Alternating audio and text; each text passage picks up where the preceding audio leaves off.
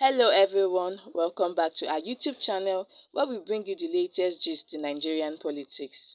Good morning, good afternoon, good evening from whichever part of the world you're joining us today. My name is Emanuela and I am your host for today. Please, if you are just joining us for the first time, don't forget to hit the subscribe button to get more gist from us. In today's headline, we have "People are on their own in Nigeria and the government has failed us," Mr. Macaroni says.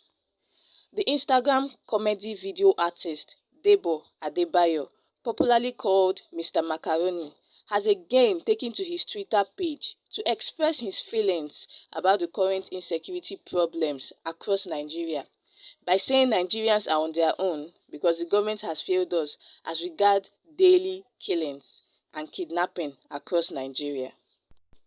Mr. Macaroni has said the mind of many Nigerians regarding the rate of insecurity in the country and how it is being handled by the government. Now, the rate of insecurity in the country has increased dramatically over the past years. Insecurity problems such as kidnapping, banditry, killer herdsmen and attack, insurgency, and others. Now, according to the United Nations report, Boko Haram alone has caused the loss of lives of over 3,000 people, displaced over 1 million people from their various homes, and destroyed properties worth $20 million. It has even reduced the economic activities in the northeast and so on. In other parts of the country, like the southeast, there has been serious continuous terror attack on public institutions such as police stations, military checkpoints and prison facilities. Now in the southeast region, up to 14 police stations have been attacked this year. Global terrorists like the Islamic in West Africa and its provinces, ISWAP, has infiltrated many towns and village settlements in Nigeria, in which they wreak havoc on the inhabitants by either killing them or looting their properties. The Nigerian military has tried their best at repelling the attacks by the insurgents in several towns like Maiduguri, Damasak and others, but the insurgents are unrelenting at carrying out their evil attacks. Now, what do you think is the solution to the problem of insecurity in Nigeria? Now, the first and primary responsibility of any government is to secure life and properties of their citizens. That's just the truth. Failure in the highest order, as what we've been saying. And the country is facing the greatest challenge in the hands of a supposed general who boasted to lead from the front. When this whole thing started, we kept shouting, but since it's their own people, they ignore us.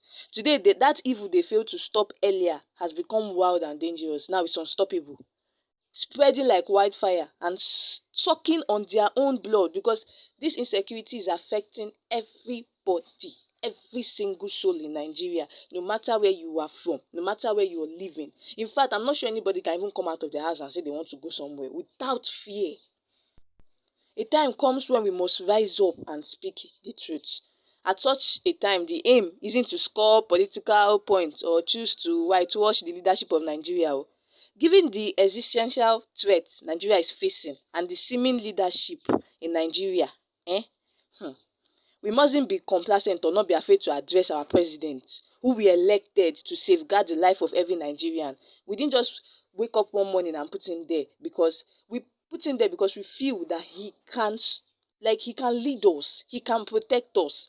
That is the first element every leader should have. Nigeria is sitting on a knife edge at the mercy of bandit and terrorist groups. If the president cannot deliver on his campaign promises, then he must begin to consider his position and give way to someone more competent to lead Nigeria.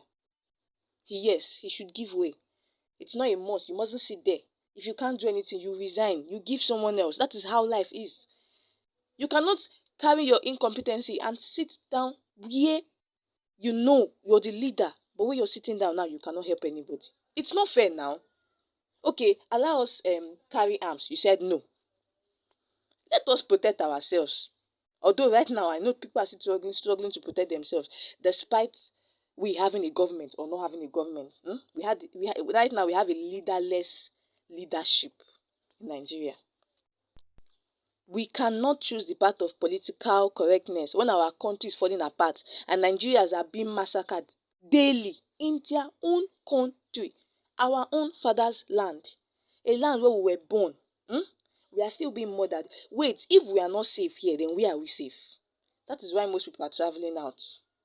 Because the US and the other white countries have more security to the extent that we cannot handle our own. We are now asking other countries to help us. Forget the fact that, okay, it's a good idea, it's a good move, but actually, it's embarrassing. It's embarrassing. Giant of Africa. A whole giant of Africa, as we call ourselves. This is so unfair. This is so very unfair. Mr. Macaroni has spoken the mind of many Nigerians. The truth is that in this country we have freedom of speech, but most times we don't even have freedom after speech. Because when you talk, somebody will come after you. Even right now, we have even tried. People on social media now, nobody is scared again. They will even tag the person they want to talk about without fear. Because now, the respect we had for the leaders, they've lost it. The hope we put in them to protect us, they've lost it. We are hopeless. We are not protected. Children are being killed to the extent that they are even going to schools to kidnap people. Maybe our youths are the leaders of tomorrow. Yet, we still go to schools where they are learning to be leaders of tomorrow. We go and kidnap them. After kidnapping them, we demand for ransom from the government. After demanding for ransom, we then kill them. And then the government relax and feels like it's not their children now. Like people will say, their children are not here. Most of their children are not here. They are all abroad. Where is safe? And then we, the foolish ones that placed people in government to protect us, we are here living in fear constantly. Daily, different things happen in Nigeria. There's no day in Nigeria that something bad doesn't happen. But it doesn't happen. There's no day you wake up in Nigeria and be like, today, oh, no bad news. If trailer did not hit someone here, somebody has died here, they've kidnapped somebody here, they shot down somebody here, this happened here. It is unfair. The insecurity in Nigeria is out of hand. It is affecting man, beast. Cows are being killed. Animals are being killed. To be sincere, if I want to keep talking about the insecurity in Nigeria today, we won't stop. Because there are a lot of things to talk about. There are a lot of points to be raised. And then we have somebody sitting on the seat that does not want to step down. You promised us, now you can't lead us to what you promised us. Calm down. Assuming Moses could not lead the children of Israel to where they were going, the children of Israel wouldn't have followed him. You see what they even did to him, gone. It's not fair. I end with the words of the Reverend Martin Luther King Jr. Martin Luther King said, "There comes a time when one must take a position that is neither safe nor politic nor popular, but he must take it because conscience tells him it is right." Listen to that last part. Conscience tells him it is right. Our leaders need to have conscience. Oh, okay, guys. Thank you so much for joining us today. This is where we round up. Please, if you've not used the subscribe button, do well to use the subscribe button to get more gist from us. Like also, and you can share with your loved ones. Thank you so much, guys, for being with us today. My name is Emanuela. Till I come your way next time.